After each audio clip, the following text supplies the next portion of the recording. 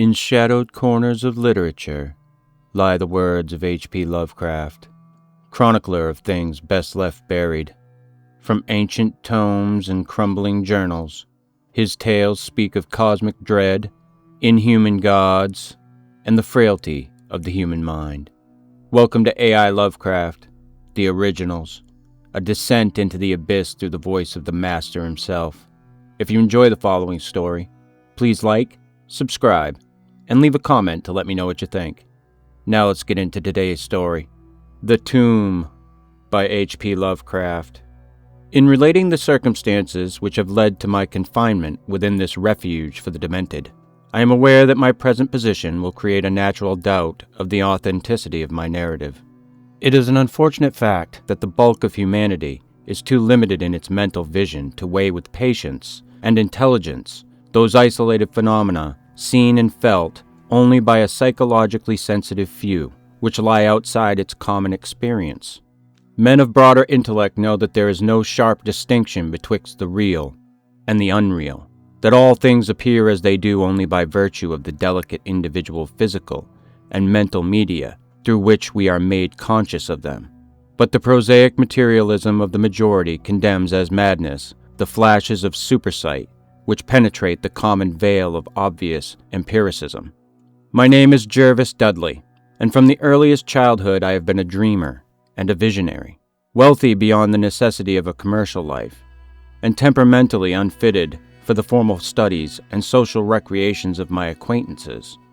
I have dwelt ever in realms apart from the visible world, spending my youth and adolescence in ancient and little-known books, and in roaming the fields and groves of the region near my ancestral home.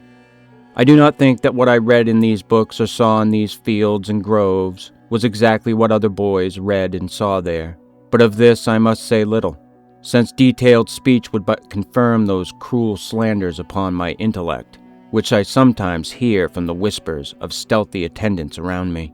It is sufficient for me to relate events without analyzing causes. I have said that I dwelt apart from the visible world, but I have not said that I dwelt alone. This no human creature may do, for lacking fellowship of the living, he inevitably draws upon the companionship of things that are not, or are no longer, living. Close by my home there lies a singular wooded hollow, in whose twilight deeps I spent most of my time, reading, thinking, and dreaming. Down in its moss-covered slopes my first steps of infancy were taken, and around its grotesquely gnarled oak trees my first fancies of boyhood were woven. Well did I come to know the presiding dryads of those trees, and often have I watched their wild dances in the struggling beams of a waning moon. But of these things I must not now speak. I will tell only of the lone tomb in the darkest of the hillside thickets, the deserted tomb of the Hydes, an old and exalted family whose last direct descendant had been laid within its black recesses many decades before my birth. The vault to which I refer is of ancient granite, weathered and discolored by the mists and dampness of generations. Excavated back into the hillside, the structure is visible only at the entrance. The door, a ponderous and forbidding slab of stone, hangs upon rusted iron hinges and is fastened ajar in a queerly sinister way by means of heavy iron chains and padlocks, according to a gruesome fashion of half a century ago.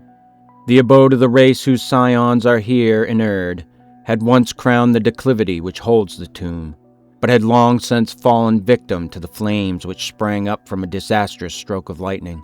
Of the midnight storm which destroyed this gloomy mansion, the older inhabitants of the region sometimes speak in hushed and uneasy voices, alluding to what they call divine wrath, in a manner that in later years vaguely increased the always strong fascination which I felt for the forest-darkened sepulchre. One man only had perished in the fire.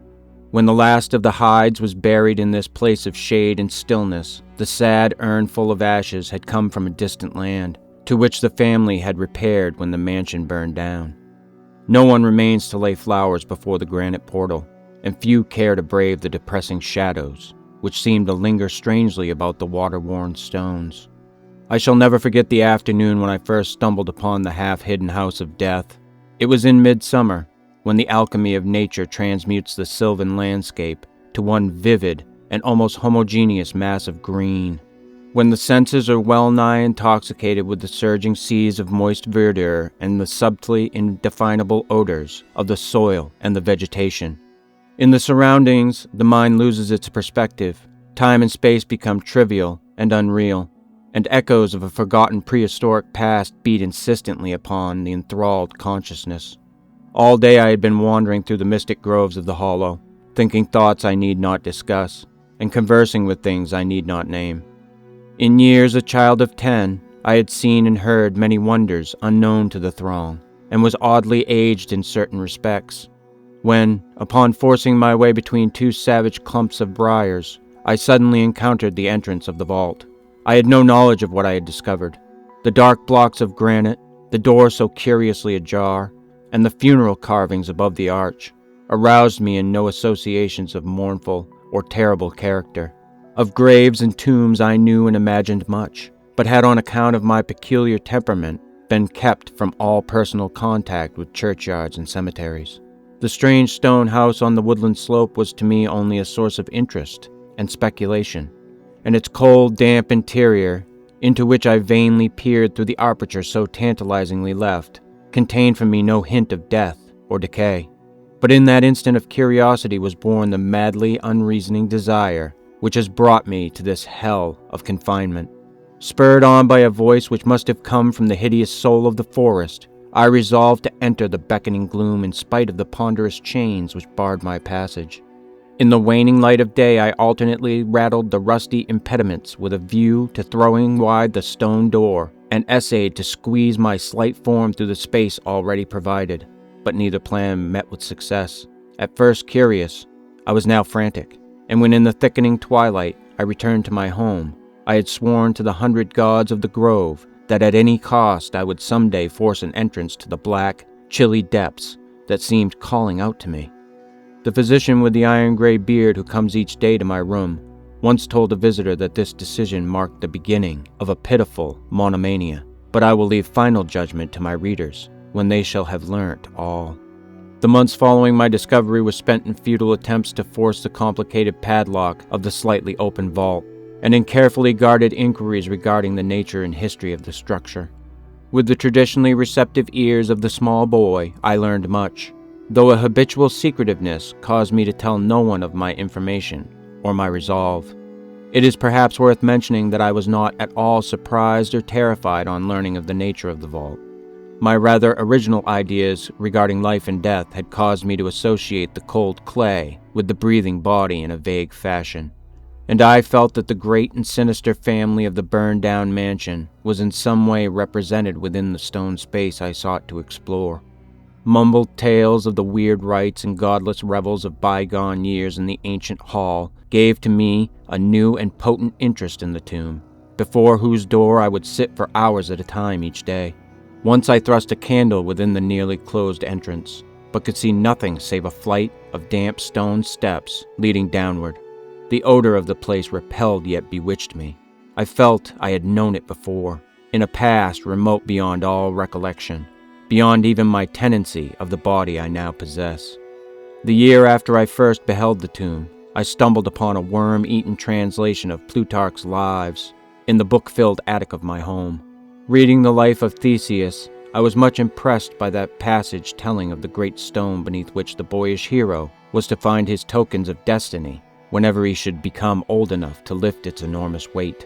This legend had the effect of dispelling my keenest impatience to enter the vault, for it made me feel that the time was not yet ripe.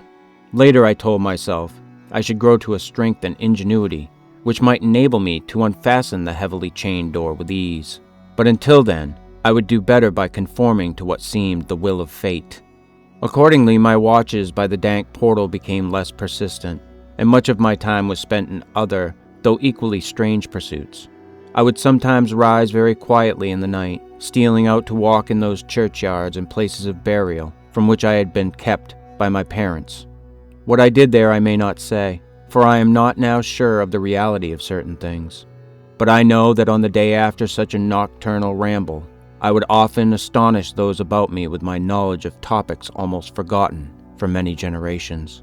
It was after a night like this that I shocked the community with a queer conceit about the burial of the rich and celebrated Squire Brewster, a maker of local history who was interred in 1711, and whose slate headstone, bearing a graven skull and crossbones, was slowly crumbling to powder.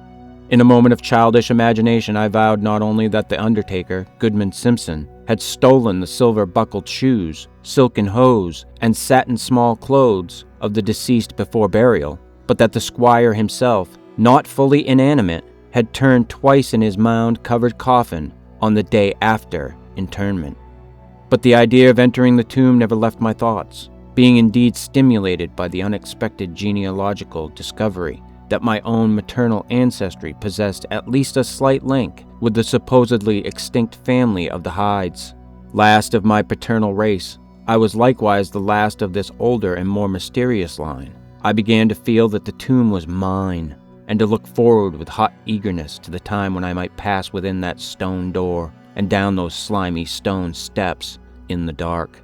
I now formed the habit of listening very intently at the slightly open portal, choosing my favorite hours of midnight stillness for the odd vigil. By the time I came of age, I had made a small clearing in the thicket before the mold-stained facade of the hillside, allowing the surrounding vegetation to encircle and overhang the space like the walls and roof of a sylvan bower.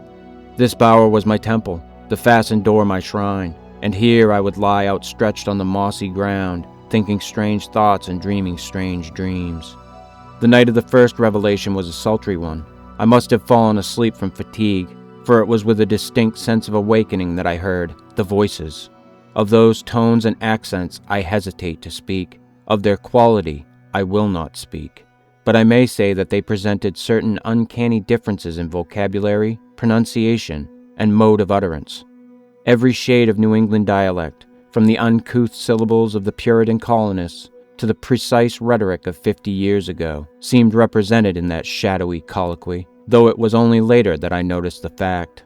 At the time, indeed, my attention was distracted from this matter by another phenomenon, a phenomenon so fleeting that I could not take oath upon its reality.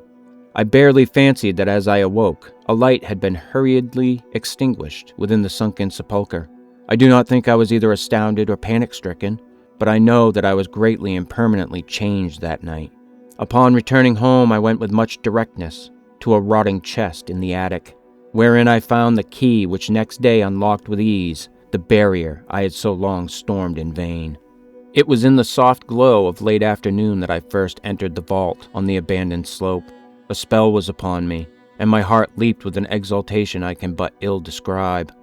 As I closed the door behind me and descended the dripping steps by the light of my lone candle, I seemed to know the way, and though the candle sputtered with the stifling reek of the place, I felt singularly at home in the musty, charnel house air. Looking about me, I beheld many marble slabs bearing coffins, or the remains of coffins. Some of these were sealed and intact, but others had nearly vanished, leaving the silver handles and plates isolated amidst certain curious heaps of whitish dust. Upon one plate I read the name of Sir Geoffrey Hyde, who had come from Sussex in 1640 and died here a few years later. In a conspicuous alcove was one fairly well-preserved and untenanted casket, adorned with a single name which brought to me both a smile and a shudder. An odd impulse caused me to climb upon the broad slab, extinguish my candle, and lie down within the vacant box. In the gray light of dawn, I staggered from the vault and locked the chain of the door behind me. I was no longer a young man, though but 21 winters had chilled my bodily frame. Early rising villagers who observed my homeward progress looked at me strangely, and marveled at the signs of ribald revelry which they saw in one whose life was known to be sober and solitary. I did not appear before my parents till after a long and refreshing sleep. Henceforward I haunted the tomb each night, seeing, hearing, and doing things I must never reveal. My speech, always susceptible to environmental influences, was the first thing to succumb to the change, and my suddenly acquired archaism of diction was soon remarked upon. Later, a queer boldness and recklessness came into my demeanor, till I unconsciously grew to possess the bearing of a man of the world despite my lifelong seclusion. My formerly silent tongue waxed voluble with the easy grace of a Chesterfield or the godless cynicism of a Rochester. I displayed a peculiar erudition utterly unlike the fantastic, monkish lore over which I had pored in youth, and covered the fly-leaves of my books with facile impromptu epigrams, which brought up suggestions of Gay, Prior, and the sprightliest of the Augustan wits and rhymesters. One morning at breakfast, I came close to disaster by declaiming in palpably licorice accents, and a fusion of 18th century bacchanalian mirth, a bit of Georgian playfulness never recorded in a book, which ran something like this. Come hither, my lads, with your tankards of ale, and drink to the present before it should fail. Pile each on your platter a mountain of beef, for 'tis eating and drinking that bring us relief. So fill up your glass, for life will soon pass. When you're dead, you'll never drink to your king or your lass. Anacreon had a red nose, so they say, but what's a red nose if you're happy and gay? Gad split me, I'd rather be red whilst I'm here, than white as a lily and dead half a year. So Betty, my miss, come give me a kiss. In hell there's no innkeeper's daughter like this. Young Harry, propped up just straight as he's able, will soon lose his wig and slip under the table. But fill up your goblets and pass 'em around, better under the table than under the ground. So revel and chaff, as ye thirstily quaff. Under 6 feet of dirt, 'tis less easy to laugh. The friends strike me blue, I'm scarce able to walk, and damn me if I can't stand upright or talk. Here, landlord, bid Betty to summon a chair. I'll try home for a while, for my wife is not there. So lend me a hand, I'm not able to stand, but I'm gay whilst I linger on top of the land. About this time I conceived my present fear of fire and thunderstorms. Previously indifferent to such things, I had now an unspeakable horror of them, and would retire to the innermost recesses of the house whenever the heavens threatened an electrical display. A favorite haunt of mine during the day was the ruined cellar of the mansion that had burned down, and in fancy I would picture the structure as it had been in its prime. On one occasion I startled a villager by leading him confidently to a shallow subcellar, of whose existence I seemed to know in spite of the fact that it had been unseen and forgotten for many generations. At last came that which I had long feared. My parents, alarmed at the altered manner and appearance of their only son, commenced to exert over my movements a kindly espionage which threatened to result in disaster.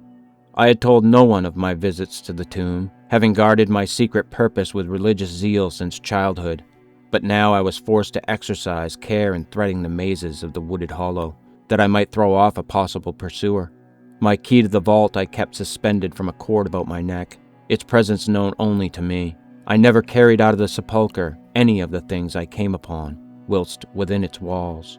One morning as I emerged from the damp tomb and fastened the chain of the portal with none too steady hand, I beheld in an adjacent thicket the dreaded face of a watcher. Surely the end was near, for my bower was discovered, and the objective of my nocturnal journeys revealed. The man did not accost me, so I hastened home in an effort to overhear what he might report to my careworn father. Were my sojourns beyond the chained door about to be proclaimed to the world? Imagine my delighted astonishment on hearing the spy inform my parent in a cautious whisper that I had spent the night in the bower outside the tomb, my sleep-filmed eyes fixed upon the crevice where the padlocked portal stood ajar. By what miracle had the watcher been thus deluded? I was now convinced that a supernatural agency protected me. Made bold by this heaven-sent circumstance, I began to resume perfect openness in going to the vault, confident that no one could witness my entrance. For a week I tasted to the full the joys of that charnel conviviality, which I must not describe, when the thing happened, and I was borne away to this accursed abode of sorrow and monotony. I should not have ventured out that night, for the taint of thunder was in the clouds, and a hellish phosphorescence rose from the rank swamp at the bottom of the hollow. The call of the dead, too, was different. Instead of the hillside tomb, it was the charred cellar on the crest of the slope, whose presiding daemon beckoned me with unseen fingers. As I emerged from an intervening grove upon the plain before the ruin, I beheld in the misty moonlight a thing I had always vaguely expected. The mansion, gone for a century, once more reared its stately height to the raptured vision, every window ablaze with the splendor of many candles. Up the long drive rolled the coaches of the Boston gentry, whilst on foot came a numerous assemblage of powdered exquisites from the neighboring mansions. With this throng I mingled, though I knew I belonged with the hosts rather than with the guests. Inside the hall were music, laughter, and wine on every hand. Several faces I recognized, though I should have known them better had they been shriveled or eaten away by death and decomposition. Amidst a wild and reckless throng, I was the wildest and most abandoned. Gay blasphemy poured in torrents from my lips, and in my shocking sallies I heeded no law of God, man, or nature. Suddenly a peal of thunder, resonant even above the din of the swinish revelry, clave the very roof and laid a hush of fear upon the boisterous company.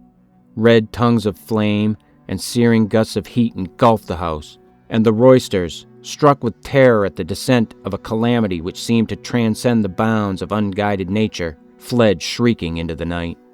I alone remained, riveted to my seat by a groveling fear which I had never felt before, and then a second horror took possession of my soul. Burnt alive to ashes, my body dispersed by the four winds, I might never lie in the tomb of the Hydes.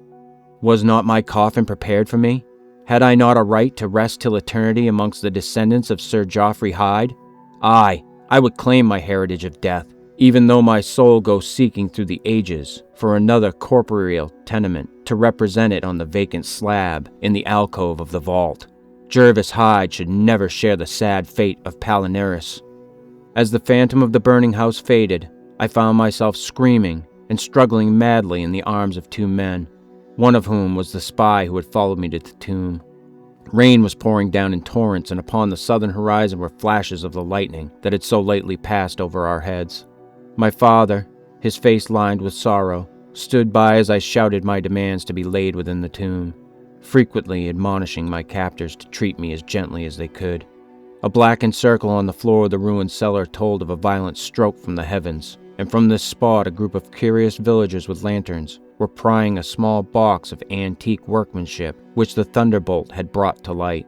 Ceasing my futile and now objectless writhing, I watched the spectators as they viewed the treasure trove, and was permitted to share in their discoveries.